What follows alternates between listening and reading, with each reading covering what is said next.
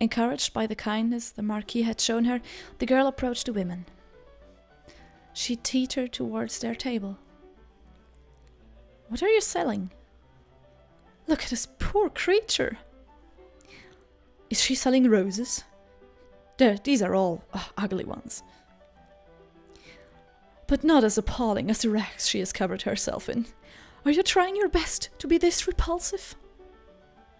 "Now, don't be mean, Antoinette." "Perhaps it's the commoner fashion nowadays." They laughed, gawking at her and her wares. "Oh my, she only has one eye." "Ghastly, but I can't look away."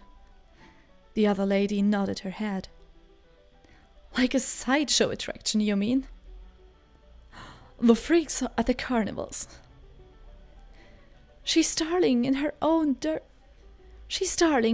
dirty, monstrous way. Maybe we can keep it." "Hello, do you want some bread, urchin?" "Well, speak up."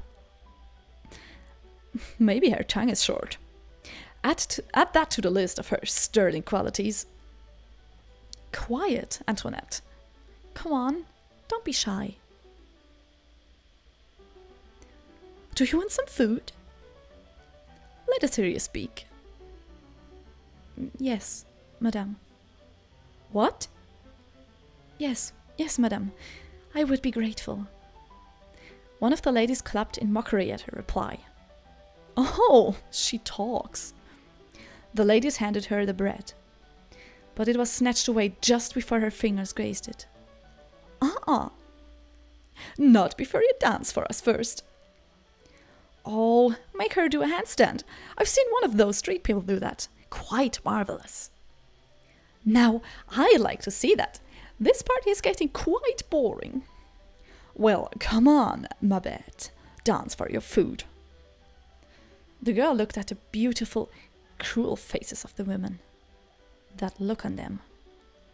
It was a burning desire to hurt something, simply because they could. She knew that look. Before they touched her and hurt her, they had that look burning in their eyes.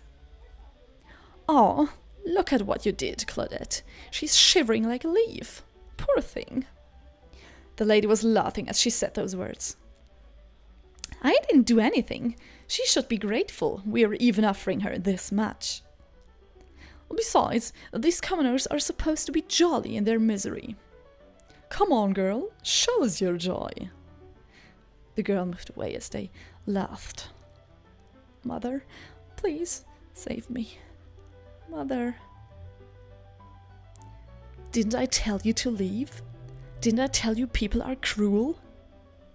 Actually, I didn't tell her any of those things, but... well, let's go for the... I just say I told her to leave, because I guess I have at some point. "Didn't I tell you to leave, insolent child? Now you call for me.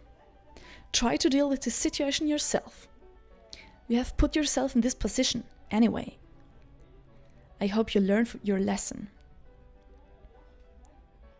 "Hey there!" A child's voice called out from behind her. It belonged to a girl around 7, with chubby cheeks and a look of curiosity in her eyes. She wore an old blue dress, somewhat patched at the corners, but kept clean and tidy. She was not rich, but she had an air as if she owned the ground she stood on. Another commoner. This party is absolutely teeming with them." The Marquis loves these things. Heard he picks them randomly from the street. Maybe I should get me one too." "Do you think it is fashionable abroad? In this birth country, I mean?" "Persia." No, I heard he was from India." "I heard a rumor he's a bastard son of a Greek queen." "Goodness, that is so far-fetched." "I could barely pronounce his name, though. He really should change it to something more acceptable. Who knows what kind of demons he might attract with such a blasphemous name?" Huh. It must be why all these nasty, horrid little creatures flock around him. Oh. Devil or not, I'll forgive him if he kisses my hand.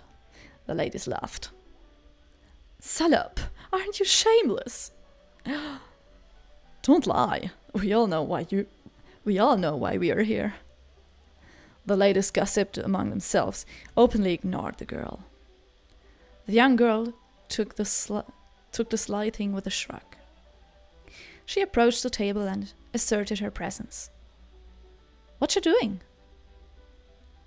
Goodness, they don't take a hint, do they? Throw something shiny. It might distract them.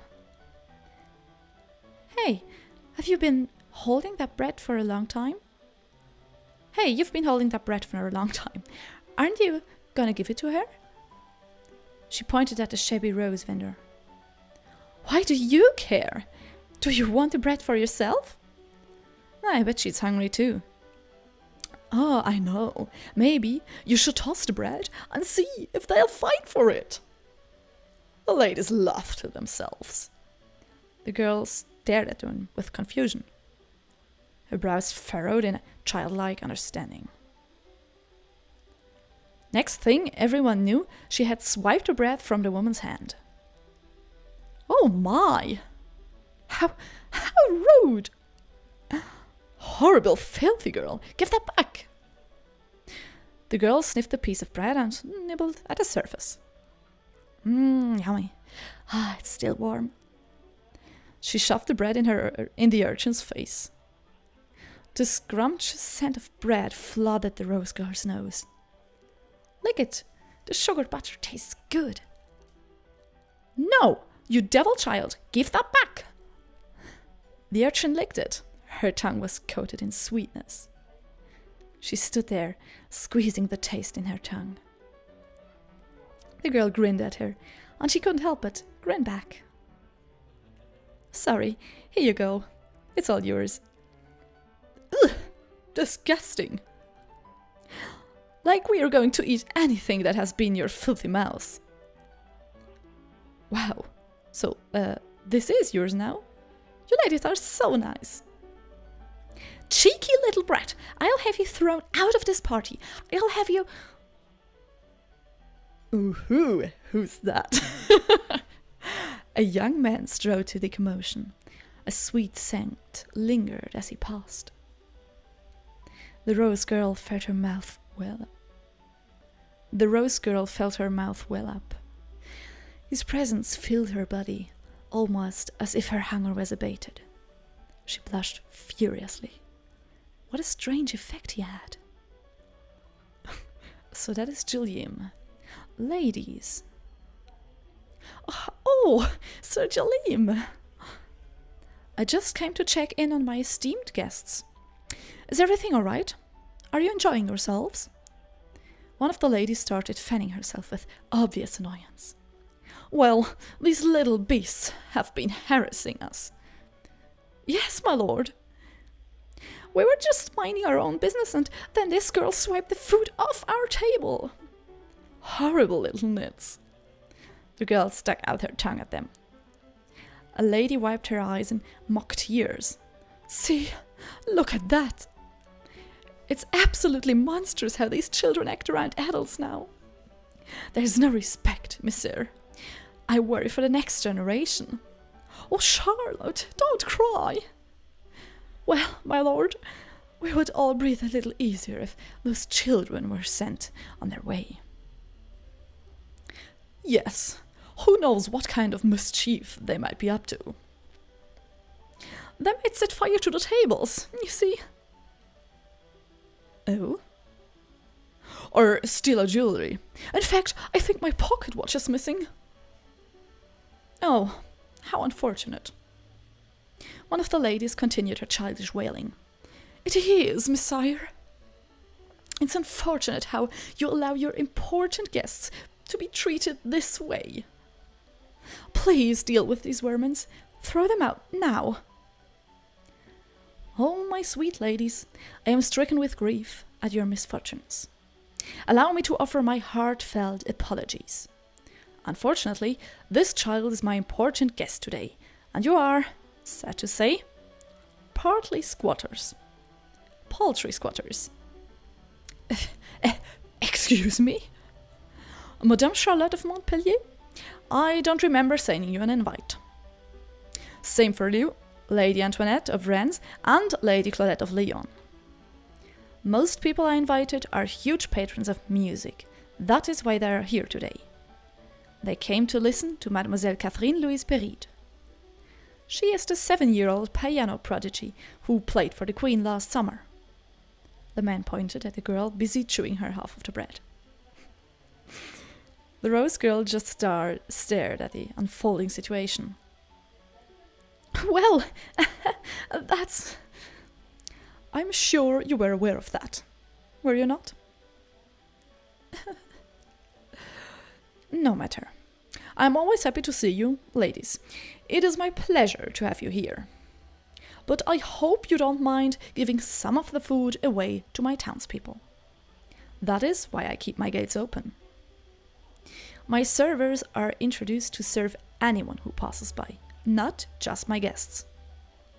But don't fret, my darlings, there is plenty more to be served. The ladies blushed in embarrassment. One of them began to fan herself even faster. Excuse me. The Marquise walked up to the two girls.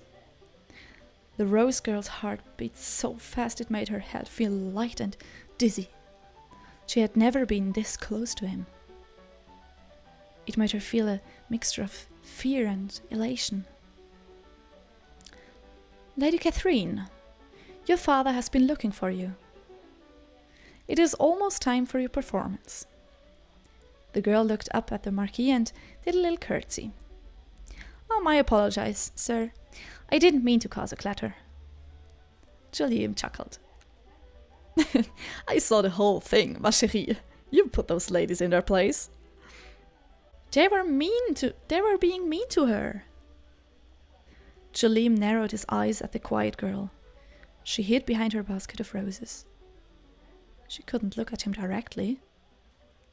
He was like the sun. It hurt just to be in his presence. Yet there was relief in her heart, and as he stepped closer to her, I've seen you before, haven't I? The Rose girl nodded and made a curtsy. I deliver roses to your house sometimes, sir. Yes, the girl with the sweetest face. The Rose girl blushed. I love your roses, by the way. They stay fresh longer than they stay fresh longer than they should. You've tended to them with love. Thank you, sir. Do you have a name, young lady?